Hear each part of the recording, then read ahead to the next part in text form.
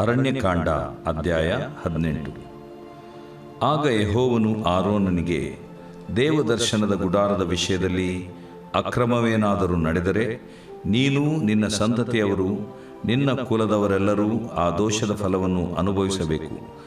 ಯಾಜಕತ್ವದ ವಿಷಯದಲ್ಲಿ ಅಕ್ರಮವೇನಾದರೂ ನಡೆದರೆ ನೀನು, ನಿನ್ನ ಸಂತತಿಯವರು ಮಾತ್ರವೇ ಆ ದೋಷದ ಫಲವನ್ನು ಅನುಭವಿಸಬೇಕು.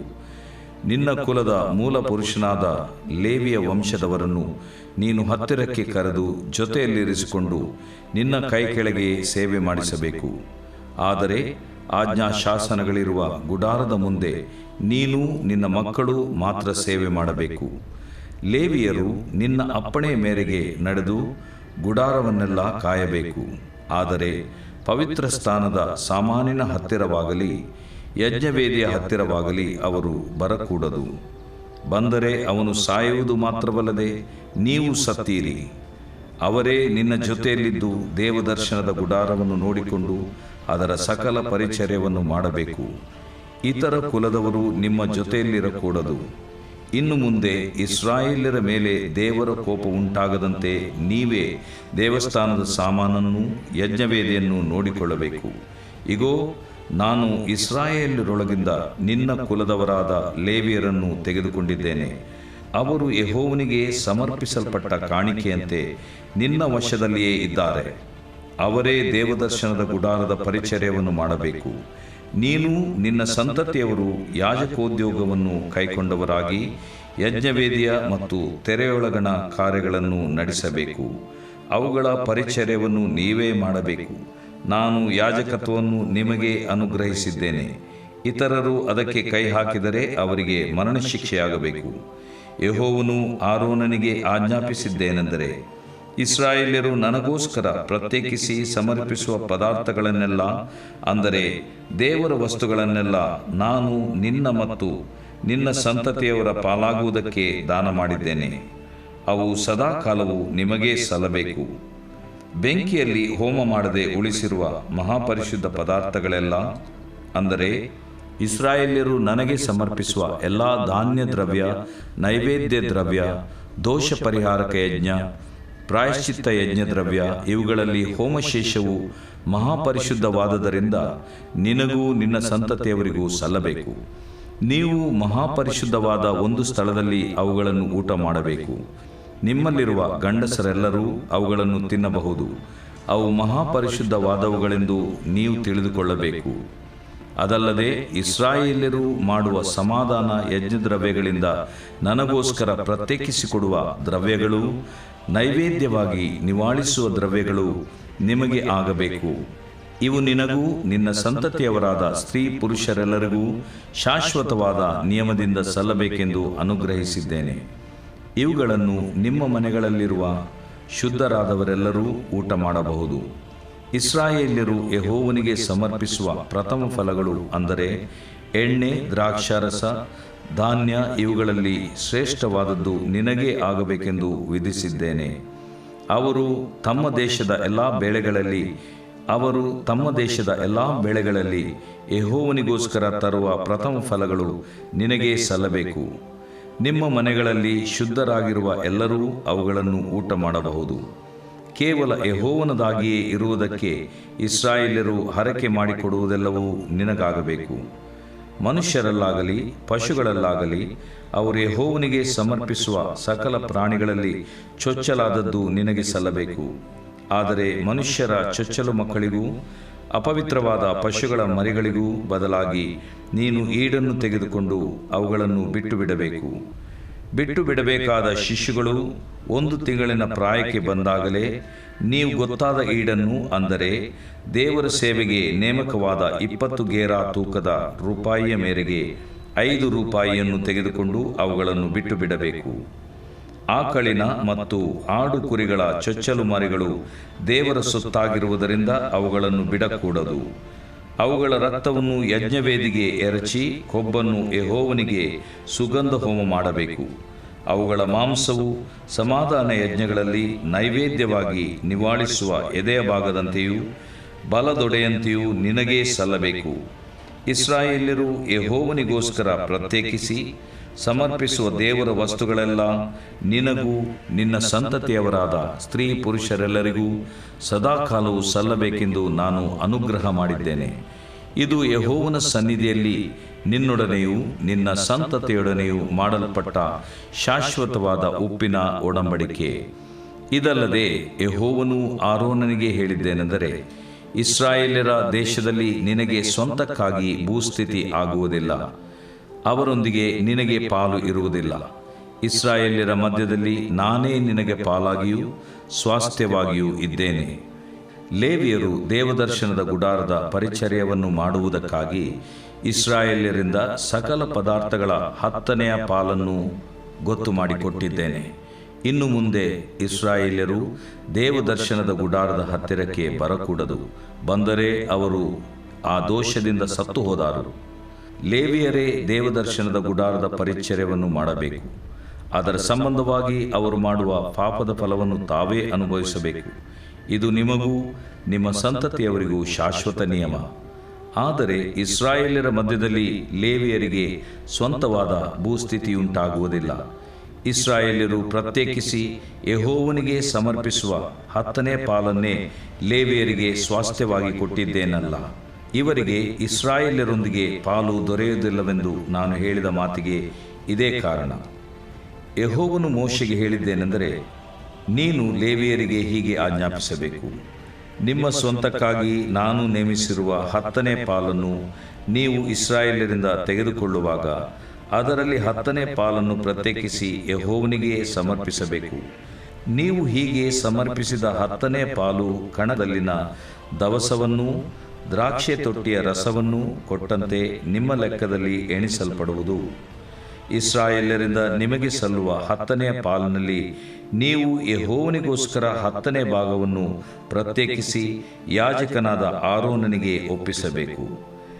ನಿಮಗೆ ಕೊಡಲ್ಪಡುವ ಸಕಲ ಪದಾರ್ಥಗಳಲ್ಲಿಯೂ ನೀವು ಉತ್ತಮ ಭಾಗವನ್ನೇ, ಅಂದರೆ ದೇವರ ವಸ್ತುವಾಗುವುದಕ್ಕೆ ಯೋಗ್ಯ ಭಾಗವನ್ನೇ ಯೆಹೋವನಿಗೋಸ್ಕರ ಪ್ರತ್ಯೇಕಿಸಿ ಸಮರ್ಪಿಸಬೇಕು. ಮತ್ತು ನೀನು ಲೇವಿಯರಿಗೆ ಹೀಗೆ ಹೇಳಬೇಕು, ನಿಮಗೆ ದೊರಕಿದ್ದರಲ್ಲಿ ನೀವು ಉತ್ತಮವಾದದ್ದನ್ನೇ ಪ್ರತ್ಯೇಕಿಸಿ ಸಮರ್ಪಿಸಿದ ಮೇಲೆ ಮಿಕ್ಕದ್ದನ್ನು ಕಣದಲ್ಲಿನ ದವಸದ ಹಾಗೂ ದ್ರಾಕ್ಷೆ ತೊಟ್ಟಿಯ ರಸದ ಹಾಗೂ ಭಾವಿಸಿ ಉಪಯೋಗಿಸಿಕೊಳ್ಳಬಹುದು. ನೀವು ನಿಮ್ಮ ಮನೆಗಳವರು ಅದನ್ನು ಯಾವ ಸ್ಥಳದಲ್ಲಿಯಾದರೂ ಊಟ ಮಾಡಬಹುದು. ನೀವು ದೇವದರ್ಶನದ ಗುಡಾರದ ಪರಿಚರ್ಯವನ್ನು ಮಾಡಿದ್ದಕ್ಕೆ ಅದು ನಿಮಗೆ ಪ್ರತಿಫಲ. ಅದರಲ್ಲಿ ಉತ್ತಮ ಭಾಗವನ್ನು ಯೆಹೋವನಿಗೋಸ್ಕರ ಪ್ರತ್ಯೇಕಿಸಿದ ನಂತರ ನೀವು ಮಿಕ್ಕದರ ವಿಷಯದಲ್ಲಿ ಯಾವ ದೋಷಕ್ಕೂ ಗುರಿಯಾಗುವುದಿಲ್ಲ. ಇಸ್ರಾಯೇಲ್ಯರು ಸಮರ್ಪಿಸುವ ದೇವರ ವಸ್ತುಗಳನ್ನು ಸಾಧಾರಣವೆಂದೆಣಿಸಿ ಸಾಯಬೇಡಿರಿ ಎಂಬುದೇ. ದೇವರು ಪ್ರೀತಿಸುವ ಪ್ರೀತಿಯ ಬಿಗ್ ಜೆ ಟಿವಿ ವೀಕ್ಷಕರಿಗೆ ನಮ್ಮ ಕರ್ತನಾದ ಯೇಸು ಕ್ರಿಸ್ತನ ಹೆಸರಿನಲ್ಲಿ ನಿಮಗೆ ಸ್ವಾಗತ ಬಯಸ್ತೇವೆ. ಬನ್ನಿರಿ, ದೇವರ ವಾಕ್ಯವನ್ನು ನಾವು ಇಂದು ಅಧ್ಯಯನ ಒಟ್ಟಾಗಿ ಮಾಡಿಕೊಳ್ಳೋಣ. ಇಂದಿನ ನಮ್ಮ ಅಧ್ಯಯನ ಅರಣ್ಯಕಾಂಡ 18ನೇ ಅಧ್ಯಾಯ, the book of numbers chapter 18. ಮೊದಲನೇ ವಚನ, ಆಗ ಯೆಹೋವನ ಆರೋನನಿಗೆ, ಇದುವರೆಗೆ ಯೆಹೋವನು ಮೋಶೆಗೆ ಅಂತ ಬರ್ತಾಯಿತ್ತು. ಈಗ ಇಲ್ಲಿ ಸ್ವಲ್ಪ ಚೇಂಜ್, ಒಂದು ಬದಲಾವಣೆ ಇರುವಂಥದ್ದನ್ನು ಗಮನಿಸಬೇಕು. ಯೆಹೋವನು ಆರೋನನಿಗೆ, ಆರೋನ್ ಜೊತೆಗೆ ಮಾತನಾಡಿಬಿಟ್ಟು ದೇವದರ್ಶನದ ಗುಡಾರದ ವಿಷಯದಲ್ಲಿ ಅಕ್ರಮವೇನಾದರೂ ನಡೆದರೆ ನೀನು, ನಿನ್ನ ಸಂತತಿಯವರು, ನಿನ್ನ ಕುಲದವರೆಲ್ಲರೂ ಆ ದೋಷದ ಫಲವನ್ನು ಅನುಭವಿಸಬೇಕಂತ ಒಂದು ವಾರ್ನಿಂಗ್, ಒಂದು ಎಚ್ಚರಿಕೆ ಮಾತನ್ನು ಮಹಾಯಾಜಕನಿಗೆ ದೇವರು ಕೊಡ್ತಾನೆ. ಯಾಜಕತ್ವದ ವಿಷಯದಲ್ಲಿ ಅಕ್ರಮವೇನಾದರೂ ನಡೆದರೆ, ಕ್ರಮ ಫಾಲೋ ಮಾಡದೆ ಹೋಗಿಬಿಟ್ರೆ ನೀನು, ನಿನ್ನ ಸಂತತಿಯವರು ಮಾತ್ರವೇ ಆ ದೋಷದ ಫಲವನ್ನು ಅನುಭವಿಸಬೇಕು. ನಿನ್ನ ಕುಲದವರಿಗಲ್ಲ, ನೀನು, ನಿನ್ನ ಸಂತತಿಯವರು. ದೇವರು ಅದನ್ನು ಭಾಳ ಕ್ಲಿಯರ್ ಮಾಡ್ತಾನೆ.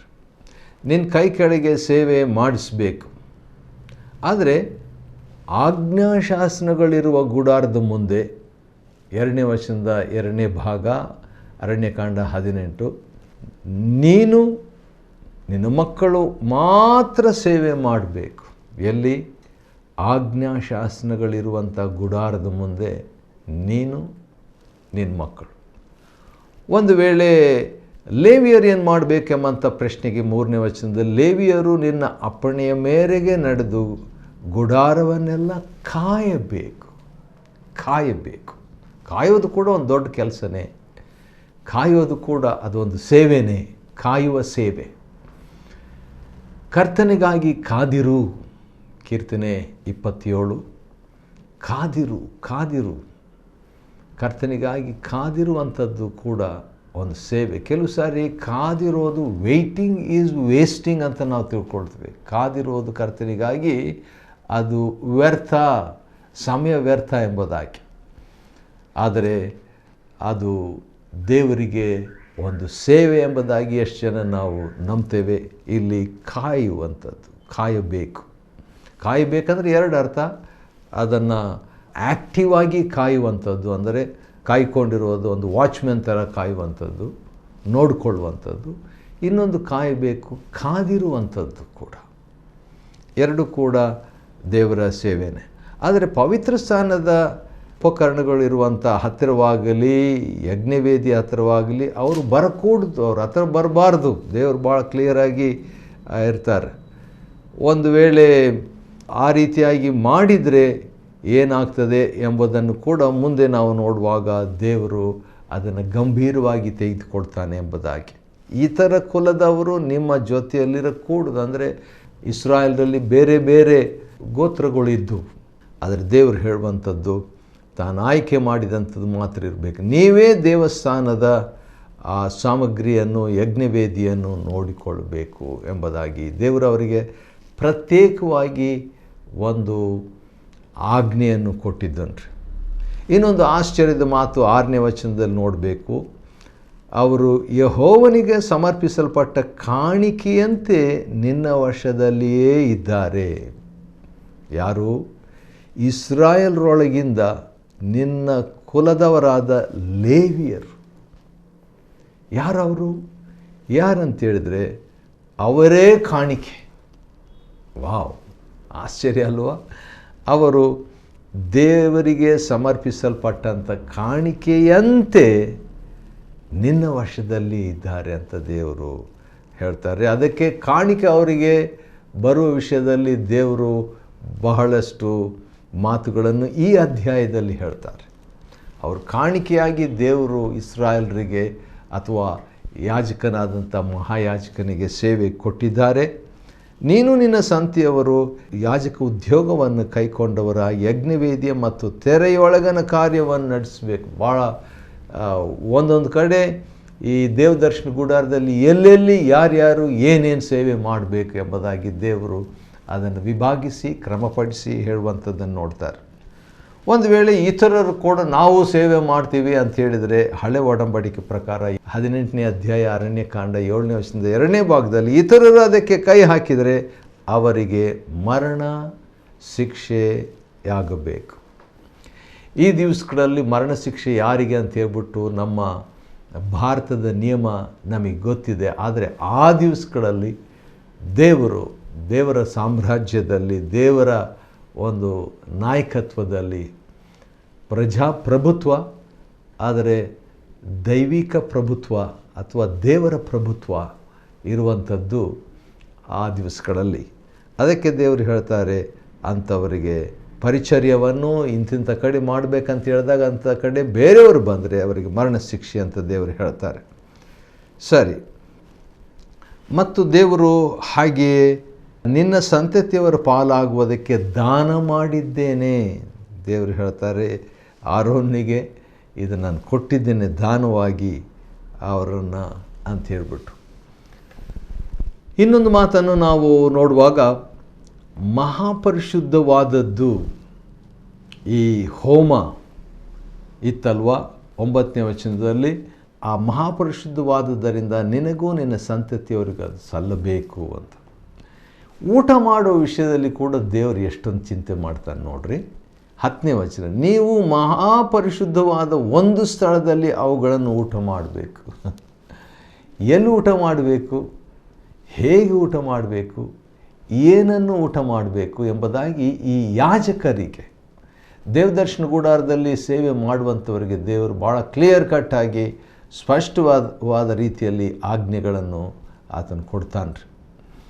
ನಿಮ್ಮಲ್ಲಿರುವ ಗಂಡಸರೆಲ್ಲರೂ ಅವುಗಳನ್ನು ತಿನ್ನಬಹುದು ಎಂಬುದಾಗಿ ಹೇಳಿಬಿಟ್ಟು ಈ ಪದ ನಿಮಗೇ ಅದು ಸೇರಬೇಕು, ನಿಮಗೇ ಸೇರಬೇಕು. ಏನಾದರೂ ಈ ಮಹಾಪರಿಶುದ್ಧವಾದವುಗಳನ್ನು ದೇವರಿಗೋಸ್ಕರವಾಗಿ ಪ್ರತ್ಯೇಕಿಸಲ್ಪಟ್ಟಂಥದ್ದು ನಿಮಗೆ ಆಗಬೇಕು 11ನೇ ವಚನ, ನಿನಗೆ ಅದು ಸಲ್ಲಿಸಬೇಕು 13ನೇ ವಚನ, ಅದು ನಿನಗಾಗಬೇಕು 14ನೇ ವಚನ, ನಿನಗೆ ಸಲ್ಲಬೇಕು 15ನೇ ವಚನ, ಮತ್ತು 18ನೇ ವಚನದ ಕೊನೆ ಭಾಗ ನಿನಗೆ ಸಲ್ಲಬೇಕು 19ನೇ ವಚನದಲ್ಲಿ ನಿನಗೂ ನಿನ್ನ ಸಂತತಿಯವರಿಗೂ. ಈ ರೀತಿಯಾಗಿ ಈ ನಿನಗೆ ನಿನಗೆ ನಿನಗೆ ನಿನಗೆ ಅಂತ ಹೇಳುವಾಗ ಇದರಿಂದ ನಾವು ಕಲಿಯುವಂಥ ಒಂದು ಸಂಗತಿ ಏನಂದರೆ, ದೇವರ,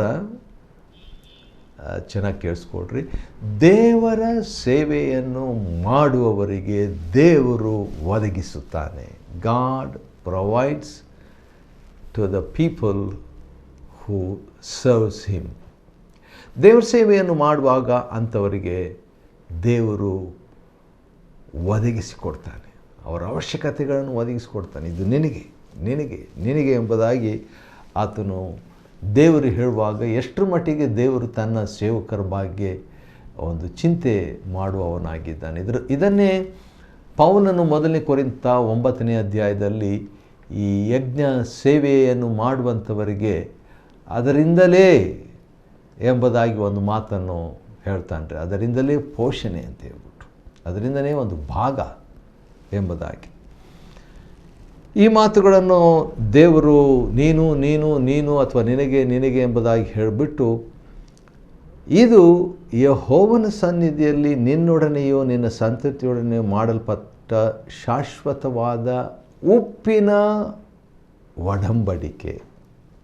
ಉಪ್ಪಿನ ಒಡಂಬಡಿಕೆ ಬಗ್ಗೆ ಈ 18ನೇ ಅಧ್ಯಾಯದಲ್ಲಿ ನಾವು ನೋಡ್ತೇವೆ. 18, 19 ಅರಣ್ಯಕಾಂಡ 18ನೇ ಅಧ್ಯಾಯದ 19ನೇ ವಚನದಲ್ಲಿ ಒಡಂಬಡಿಕೆಯಲ್ಲಿ ನಮಗೆ ಹಳೆ ಒಡಂಬಡಿಕೆ, ಹೊಸ ಒಡಂಬಡಿಕೆ ಅಂತ ಗೊತ್ತಿದೆ. ಅಬ್ರಹಾಮನ ಒಡಂಬಡಿಕೆ, ಆದಾಮನೊಂದಿಗೆ ಒಡಂಬಡಿಕೆ, ನೋಹನೊಂದಿಗೆ ಒಡಂಬಡಿಕೆ, ಮೋಶೆಯೊಂದಿಗೆ ಅಥವಾ ಇಸ್ರಾಯೇಲರೊಂದಿಗೆ ಒಡಂಬಡಿಕೆ, ದಾವಿದನೊಂದಿಗೆ ಒಡಂಬಡಿಕೆ, ಇವೆಲ್ಲ ನಾವು ನೋಡ್ತೀವಿ. ಆದರೆ ಇಲ್ಲಿ ಉಪ್ಪಿನ ಒಡಂಬಡಿಕೆ, ಈ ಉಪ್ಪಿನ ಒಡಂಬಡಿಕೆ ಬಗ್ಗೆ ನಮ್ಮ ಕರ್ತನಾದ ಯೇಸು ಕ್ರಿಸ್ತನು ಹೇಳಿದಂಥ ಒಂದು ಮಾತು ಮಾರ್ಕನ ಬರೆದ ಸುವಾರ್ತೆ 9ನೇ ಅಧ್ಯಾಯದ 50ನೇ ವಚನದಲ್ಲಿ ಇದೆ.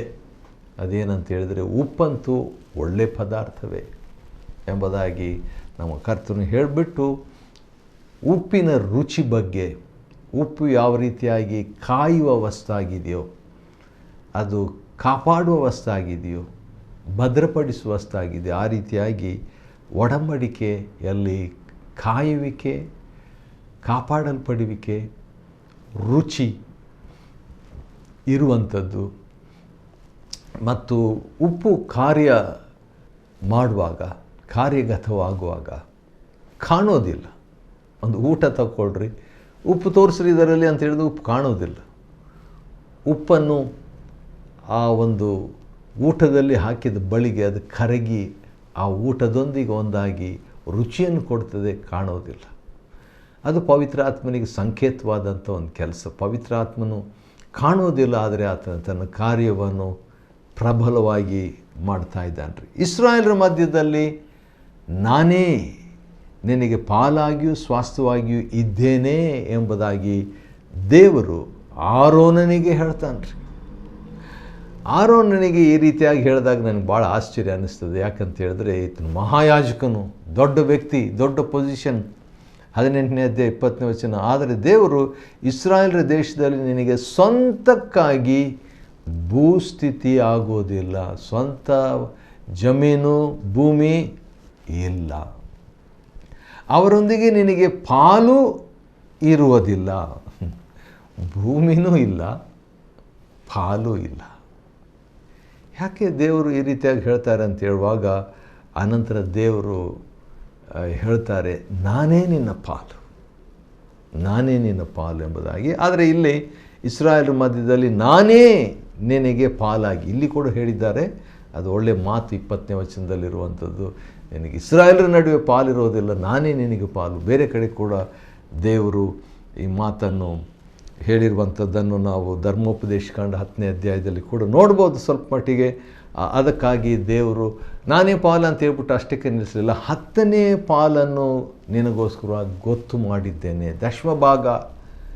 ಇನ್ನು ಮುಂದೆ ಇಸ್ರಾಯೇಲರು ದೇವದರ್ಶನ ಗುಡಾರದ ಹತ್ತಿರಕ್ಕೆ ಬರಕೂಡದು, ಬಂದರೆ ಅವರು ಸಾಯಬೇಕು. ಆದ ಕಾರಣ ನೀವೇ ಆ ಕೆಲಸ ಮಾಡಿರಿ, ನಿಮಗೆ ಆ ದಶಮಭಾಗ ಬರಲಿ ಎಂಬುದಾಗಿ ದೇವರು 10ನೇ ಪಾಲನ್ನು ಕೊಟ್ಟಿದ್ದೇನಲ್ಲ ನಿನಗೆ ಅಂತ ಹೇಳ್ತಾನೆ ರೀ. ದೇವ್ರು ಕೈ ಬಿಡಲಿಲ್ಲ. ದೇವರು ಪ್ರಾಕ್ಟಿಕಲ್ ದೇವ್ರು ನೋಡ್ರಿ. ನಾನೇ ನಿನಗೆ ಪಾಲು ಅಂತ ಹೇಳ್ಬಿಟ್ಟು ದೇವರು ಸುಮ್ಮನೆ ಇರಲಿಲ್ಲ, ಒಂದು ಕ್ರಮ ಕೂಡ ಮಾಡಿದ್ದಾನೆ, ಅವಶ್ಯಕತೆಗಳನ್ನು ಒದಗಿಸಿಕೊಟ್ಟಿದ್ದಾನೆ. ಮತ್ತು ಅದರಲ್ಲಿ ಕೂಡ ಒಂದು ಆಶ್ಚರ್ಯ, ನಾನು ಇವತ್ತೇ ಇದನ್ನು ಗಮನಿಸಿದೆ. ಅದೇನಂತ ಹೇಳಿದ್ರೆ, ನಾವು 10ರಲ್ಲಿ ಒಂದು ಪಾಲು, 10ನೇ ಪಾಲನ್ನು ಇಸ್ರಾಯೇಲರಿಂದ ತೆಗೆದುಕೊಳ್ಳುವಾಗ ಈ 10ನೇ ಪಾಲಲ್ಲಿ ಅದರಲ್ಲಿ 10ನೇ ಪಾಲನ್ನು ಪ್ರತ್ಯೇಕಿಸಬೇಕು. 10ನೇ ಪಾಲಲ್ಲಿ 10ನೇ ಪಾಲನ್ನು ಪ್ರಕಟಿಸಿ ಅದರಲ್ಲಿ 10ನೇ ಪಾಲನ್ನು ಪ್ರತ್ಯೇಕಿಸಿ ಯೆಹೋವನಿಗೆ ಸಮರ್ಪಿಸಬೇಕು.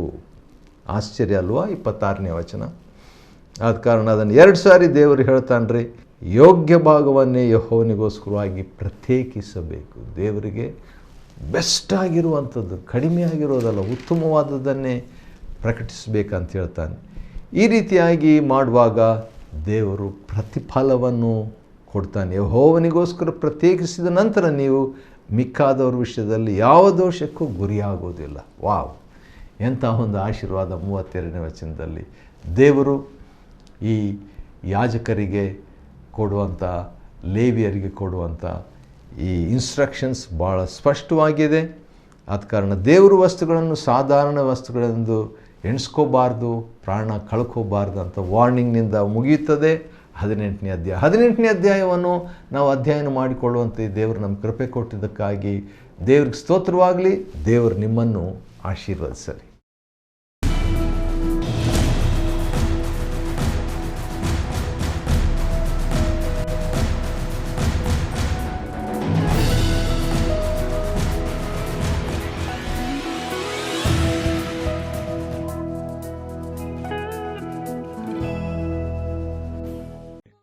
Chapter 18. And the Lord said unto Aaron, Thou and thy sons and thy father's house with thee shall bear the iniquity of the sanctuary, and thou and thy sons with thee shall bear the iniquity of your priesthood. And thy brethren also, the tribe of Levi, the tribe of thy father, bring thou with thee, that they may be joined unto thee, and minister unto thee.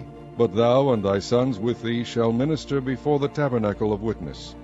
And they shall keep thy charge, and the charge of all the tabernacle, only they shall not come nigh the vessels of the sanctuary and the altar, that neither they nor ye also die.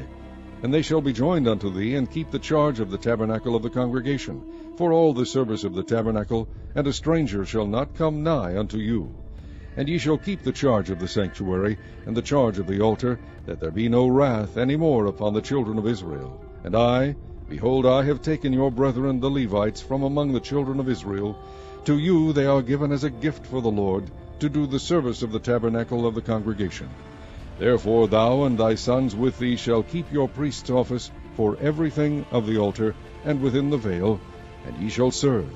I have given your priest's office unto you as a service of gift, and the stranger that cometh nigh shall be put to death. And the Lord spake unto Aaron, Behold, I also have given thee the charge of mine heave offerings of all the hallowed things of the children of Israel. Unto thee I have given them by reason of the anointing, and to thy sons by an ordinance forever. This shall be thine of the most holy things, reserved from the fire. Every oblation of theirs, every meat offering of theirs, and every sin offering of theirs, and every trespass offering of theirs, which they shall render unto me, shall be most holy for thee and for thy sons. In the most holy place shalt thou eat it. Every male shall eat it. It shall be holy unto thee. And this is thine, the heave offering of their gift, with all the wave offerings of the children of Israel. I have given them unto thee, and to thy sons, and to thy daughters with thee, by a statute forever. Every one that is clean in thy house shall eat of it. All the best of the oil, and all the best of the wine, and of the wheat, the first fruits of them which they shall offer unto the Lord, them have I given thee. And whatsoever is first ripe in the land, which they shall bring unto the Lord, shall be thine. Every one that is clean in thine house shall eat of it. Everything devoted in Israel shall be thine. Everything that openeth the matrix in all flesh, which they bring unto the Lord, whether it be of men or beasts, shall be thine.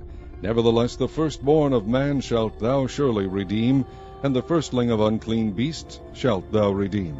And those that are to be redeemed from a month old shalt thou redeem according to thine estimation, for the money of 5 shekels, after the shekel of the sanctuary, which is 20 gerahs. But the firstling of a cow, or the firstling of a sheep, or the firstling of a goat, thou shalt not redeem. They are holy. Thou shalt sprinkle their blood upon the altar, and shalt burn their fat for an offering made by fire, for a sweet savour unto the Lord. And the flesh of them shall be thine, as the wave breast and as the right shoulder are thine.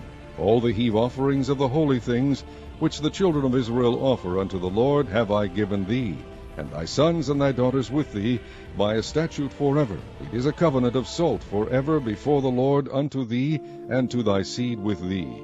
And the Lord spake unto Aaron, Thou shalt have no inheritance in their land, neither shalt thou have any part among them. I am thy part, and thine inheritance among the children of Israel. And behold, I have given the children of Levi all the tenth in Israel for an inheritance, for their service which they serve, even the service of the tabernacle of the congregation. Neither must the children of Israel henceforth come nigh the tabernacle of the congregation, lest they bear sin and die. But the Levites shall do the service of the tabernacle of the congregation, and they shall bear their iniquity. It shall be a statute forever throughout your generations, that among the children of Israel they have no inheritance. But the tithes of the children of Israel, which they offer as an heave offering unto the Lord, I have given to the Levites to inherit. Therefore I have said unto them, Among the children of Israel they shall have no inheritance. And the Lord spake unto Moses, saying, Thus speak unto the Levites, and say unto them, When ye take of the children of Israel the tithes which I have given you from them for your inheritance, then ye shall offer up an heave offering of it for the Lord, even a 10th part of the tithe. And this your heave offering shall be reckoned unto you, as though it were the corn of the threshing floor, and as the fullness of the winepress. Thus ye also shall offer an heave offering unto the Lord of all your tithes, which ye receive of the children of Israel, and ye shall give thereof the Lord's heave offering to Aaron the priest. Out of all your gifts ye shall offer every heave offering of the Lord, of all the best thereof, even the hallowed part thereof, out of it. Therefore thou shalt say unto them, When ye have heaved the best thereof from it, then it shall be counted unto the Levites as the increase of the threshing floor, and as the increase of the winepress. And ye shall eat it in every place, ye and your households, for it is your reward for your service in the tabernacle of the congregation. And ye shall bear no sin by reason of it, when ye have heaved from it the best of it. Neither shall ye pollute the holy things of the children of Israel, lest ye die.